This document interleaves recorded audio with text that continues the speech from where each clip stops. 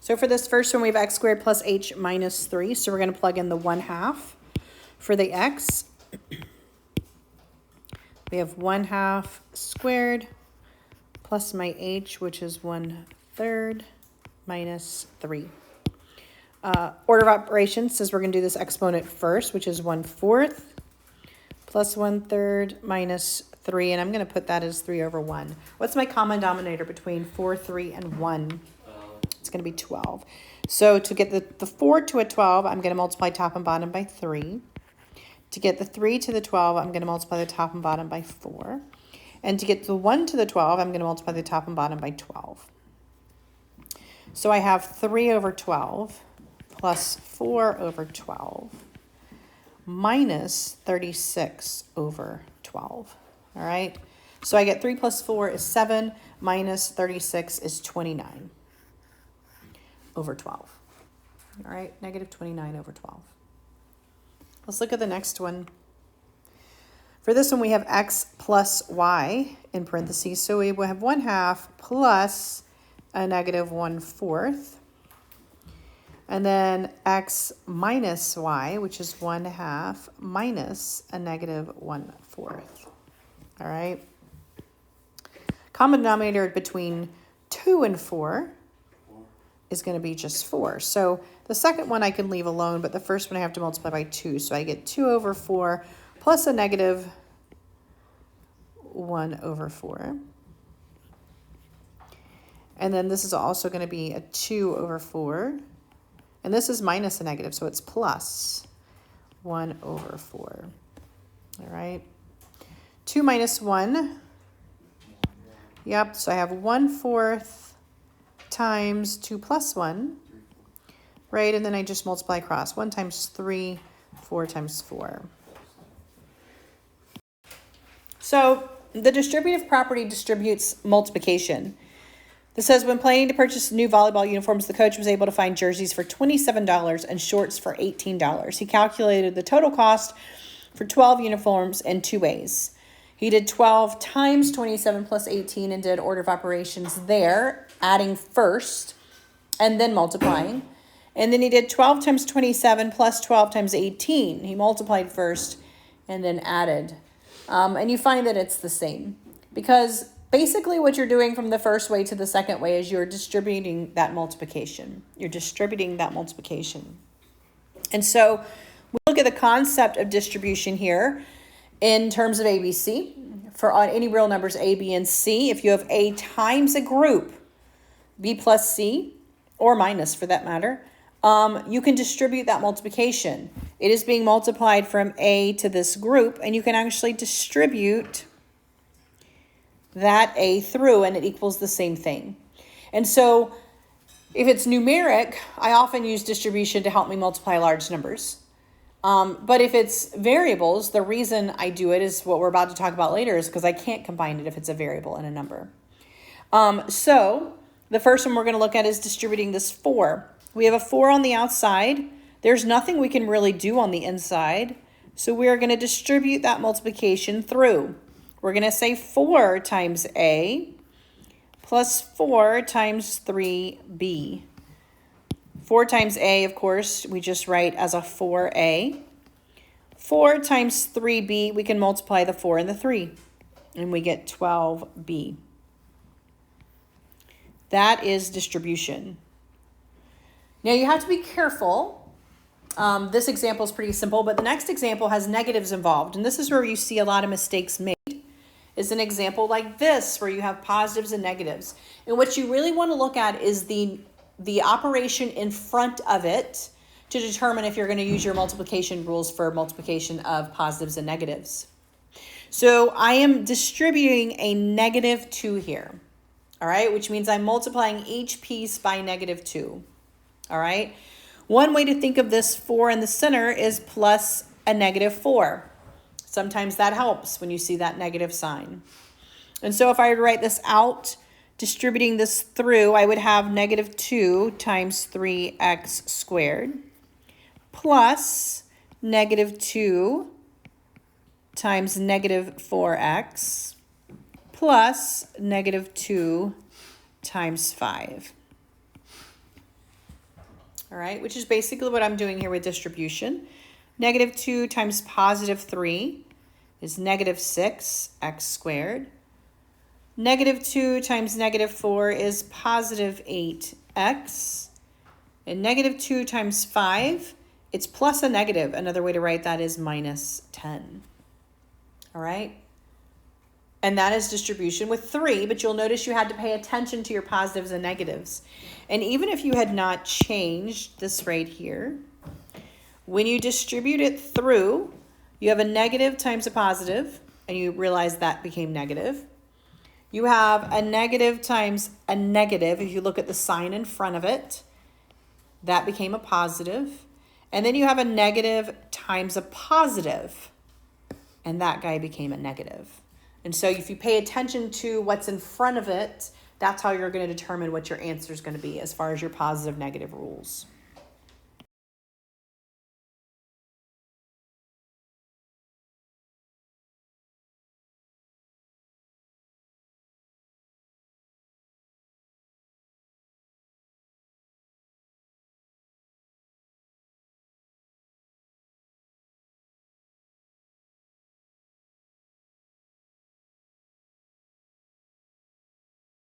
So let's talk about like terms. Mathematical expressions are written as simply as possible.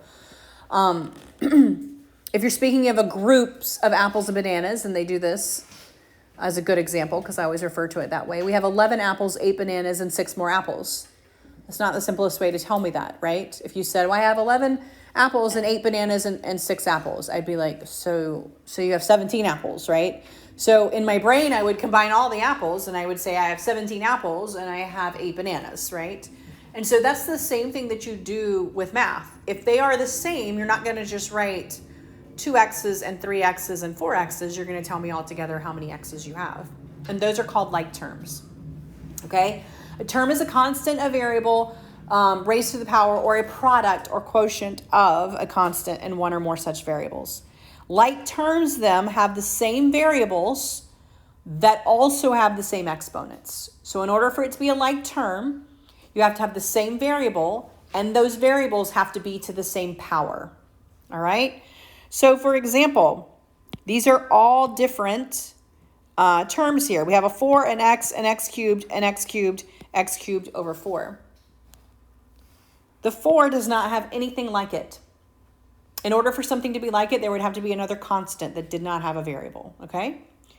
The x doesn't have anything like it. There are other x's, but those are not to the first power.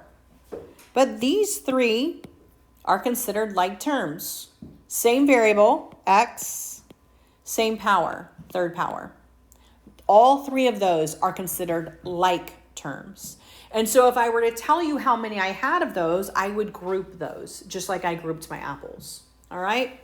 And so let's look at the rules for like terms. You have what's called a numerical coefficient. That is the number in front of your variable. All right? And typically they just say coefficient. They don't say numerical coefficient. Sometimes you have coefficients that are not numeric, but in this case, you'll always have them. It is a constant, but it is specifically a constant in front of a variable. So if you look at this expression right here, 3x squared minus 7x squared plus x squared, I have a 3 coefficient, I have a negative 7 coefficient, and a positive 1 coefficient. Think of this as apples. I have 3 apples, I gave away 7 apples, I gained 1 apple, right? Is basically what you're saying here. And so there's an easier way to say that. That would be to combine all of those coefficients. And then you just tell me one time how many x squareds you have, all right? Instead of saying I have 3x squareds minus 7x squareds plus 1x squared, we could combine all of those by just combining their coefficients, because those are the same thing, same variable with the same exponent. And so I would say 3 plus negative 7 plus 1. Which gives me a negative 3. So instead of saying 3x squared minus 7x squared plus 1x squared, I would say negative 3x squared, right? And that's how I would do that. And so that is how you combine like terms. First of all, identify that they are alike, same variable with the same exponent. Once you've identified them as like terms, Combine your coefficients. And anytime you have constants, remember a constant is the number without a variable, those will always be like terms. So any constants, numbers that don't have variables, those you can always combine. If it has a variable, it must be the same variable with the same exponent in order to combine them. Let's look at these examples, all right? The first thing I want to do is identify if I have any like terms. So I do have like terms. What are my like terms? 3x, 5x. When you are combining like terms, you're just going to use what's in front of it. So I have a positive 3x and a positive 5x. How many x's do I have? I have 8 x's. So 8x, and then this piece of it right here does not have anything to combine with. There is no other y. So it is going to stay exactly the same. Negative 4y. You see, I brought the negative down with it. It was in front of the 4. You always use what is in front of the coefficient. And if it's the first coefficient and it doesn't have anything in front of it, you assume positive. All right? If it were negative, it would have a negative sign in front of it. Let's look at this next one. Starting with the 7x squared. Does the 7x squared have anything like it? Yes, the negative 4x squared. So I have a 7x squared and a negative 4x squared. How many x squareds do I have? So 7 minus 4, I have 3x squareds. What about the positive 8x? Does that have anything alike? A positive 10x. So I have an 8x plus a 10x. How many x's do I have? 18x. Are these two alike? Why not? No, because one has an exponent. One has an x squared and one has an x to the first power. If they are not alike, you cannot combine them. You are done. This is your answer. This is as simple as you can do. All right? All right. So anytime I have a really large one, I usually start with my highest exponent, okay? You'll notice a little technique that I'm doing here. I am underlining them when I have counted for them, okay? The reason I underline them when I have accounted for them is so that I don't forget one, all right? And so if I look at this one, I have an 8x cubed. Does it have any like terms? Yeah. Yes, a positive 1x cubed. What else? Positive 4x. Positive 4x cubed. Positive 6. And a positive 6x cubed. All right. So you just add So then I'm just going to add them. I have 8 plus what's in front of here? 1. A 1, that's 9. Plus 4, plus 6, so plus 10. How many do I have? 19. I have 19x cubed. All right? I have not underlined everything, right? No. Negative x squared. Does it have anything? Yes. Another negative x squared. So I have a negative 1 minus 1. What's negative 1 minus 1? Negative 2. Yeah, negative 1 minus 1 is the same thing as plus a negative, right? You're going further down the negative side of the number line. So I have negative 2x squared. I cannot combine those two. Why not? That's different. One's a 3 and one's a 2 exponent. Correct. So I am done.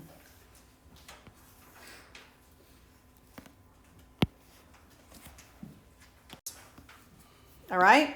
So this next one you can see we have x's and y's. In order for them to be like terms, both variables have to be the same and to the same exponent. Okay. So if I look through this, I have a 4x squared y. Do I have anything else that has an x squared and a y to the first power? Yeah. I do. What is it? Negative 10x. I have a negative 10 x squared y. All right. And then I have a positive 5xy. Do I have anything that is a positive, an x to the first and a y to the first? Yes. Yes, a positive 22xy. I have a negative 8x. Do I have anything else that has just an x to the first power?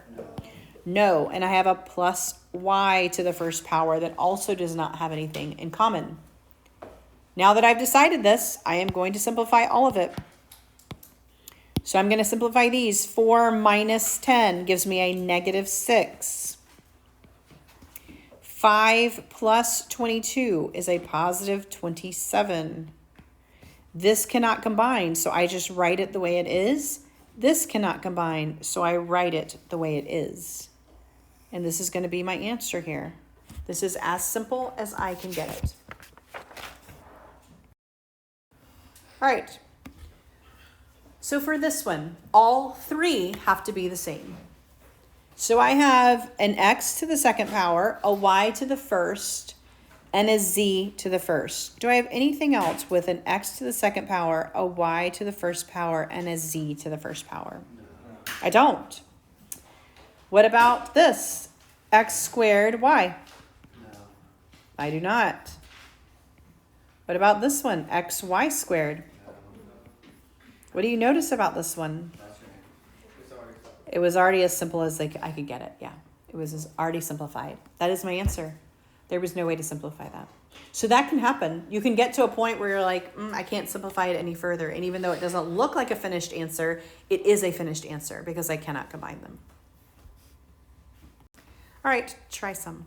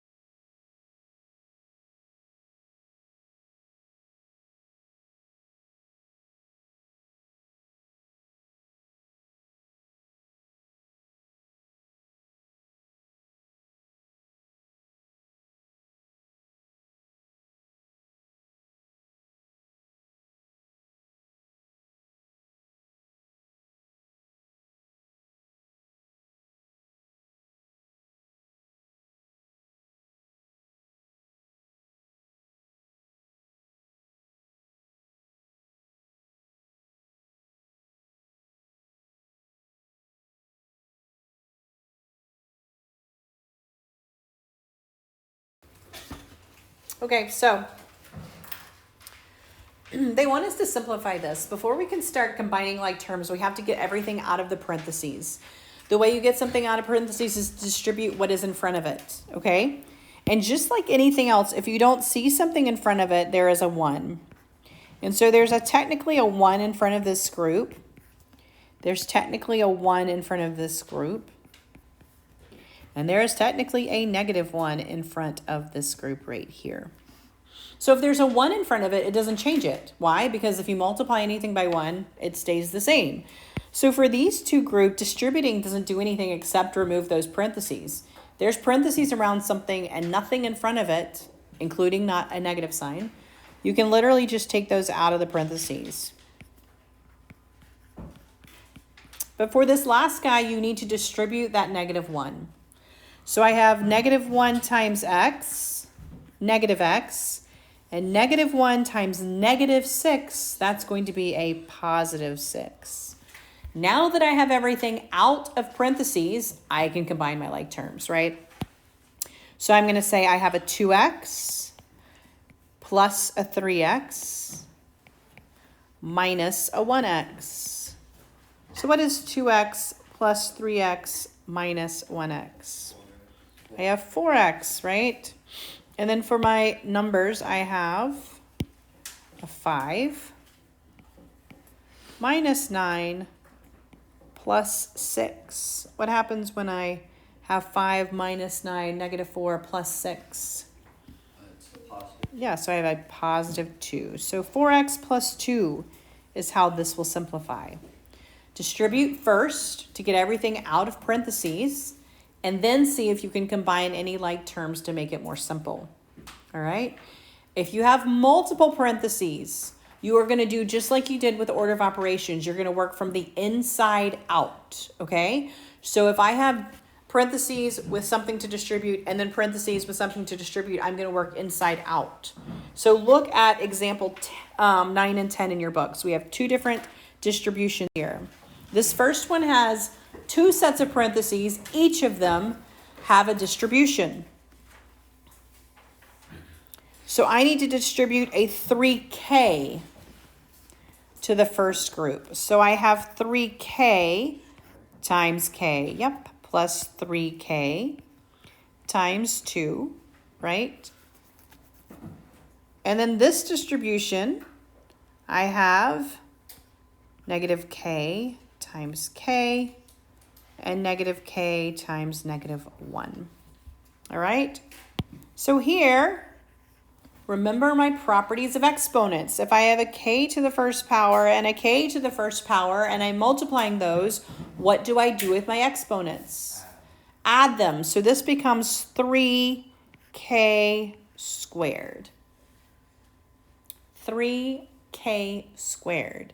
So anytime you multiply variables, if you're multiplying like bases, you add their exponents, okay? This right here, 3 times K times 2, that's just going to be 3 times 2, which is 6K.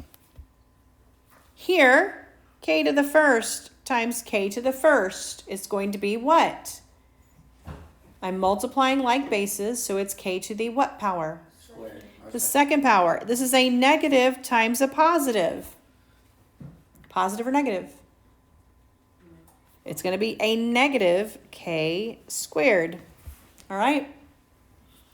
Here I have negative K times negative 1. 1 times anything is just that, whatever I started with. But negative times negative is a positive. So I have a positive K. Does everybody see what I did with the distribution there? If you have a base times a base, and it's the same one, you're going to have to go back to those properties of exponents. So if I had K squared times K cubed, that would be K to the 5th. Add the 2 and the 3, right? All right, now that I've done that, like terms, do I have any like terms here? I do. 3K squared minus K squared. And then I have positive 6K plus K. How many K squareds do I have? 3 minus 1. I have 2 K squareds. How many K's do I have? 6 plus 1. 7 K's. Distribution, then simplify. Distribution, then simple. So once I've done this, I have distributed this 4y through, right? I've distributed through. I left everything else alone. I left my 7x, I left my minus, I left my 3x. Distributed here, 8xy minus 32y squared, and I left this guy alone. Close my brackets in there. I want to always check to see if I can simplify my brackets. And I can. Do you see I have a like term here? So I have a 3x minus a 4x. 3 minus 4. How many x's? So I have a negative 1x, right? And you can write the 1 or not, but it's a negative 1x. The 8xy cannot combine with anything. The negative 32y squared cannot combine with anything. And then I have my plus 5xy. Everybody see that? Have I done everything inside the brackets that I can do? Yes. How do I get something out of brackets or out of parentheses? Yeah, I need to distribute. What's in front of this guy? It's a minus sign. So technically it's a negative 1. So I'm going to leave this 7x squared alone. But I am going to distribute a negative 1 through to everything. Negative times a negative. All a negative 1 is going to do is change my signs, right? So negative times a negative, that becomes a positive 1x. Negative times a positive, that becomes a negative 8xy. And negative times a negative, that becomes a positive 32y y squared. And now my brackets are gone. Don't forget this guy. He's going to be easy to forget. Plus 5xy. Is this as simple as it can get? No. The next thing I'm going to do is say, do I have like terms? Does everybody see that I would do that? Do I have like terms? So I'm going to say, is there another x squared? No, there's not. So the 7x squared doesn't change. Is there another x? Not by itself though, right? So there is no other x by itself. What about an xy? Yes, I have a -8 and a +5. How many xy's do I have? -3xy. Is there another y squared? No. All right. Now it's simplified. This is as simple as it gets. You can't put anything else together. All right.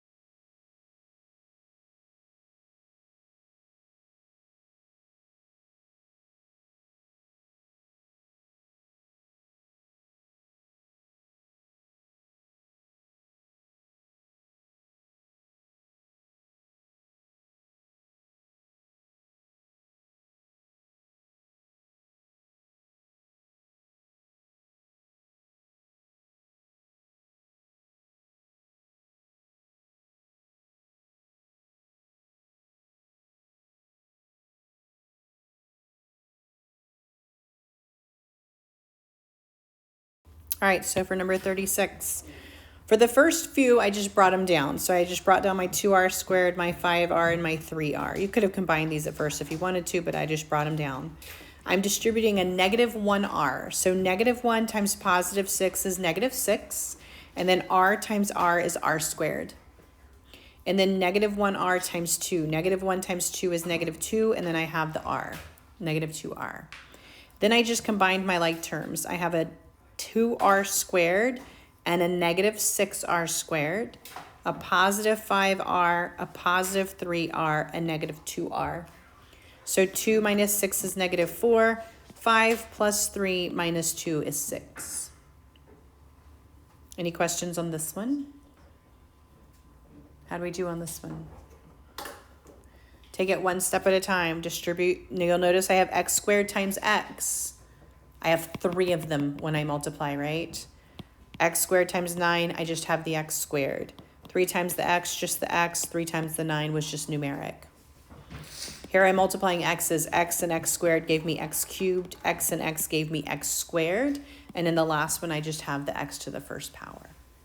All right? And pay attention to your negatives. Here, not so bad. We have a positive and a positive, positive and a negative. Here, I'm distributing a negative. Negative and a positive gave me a negative. Negative and a negative gave me a positive.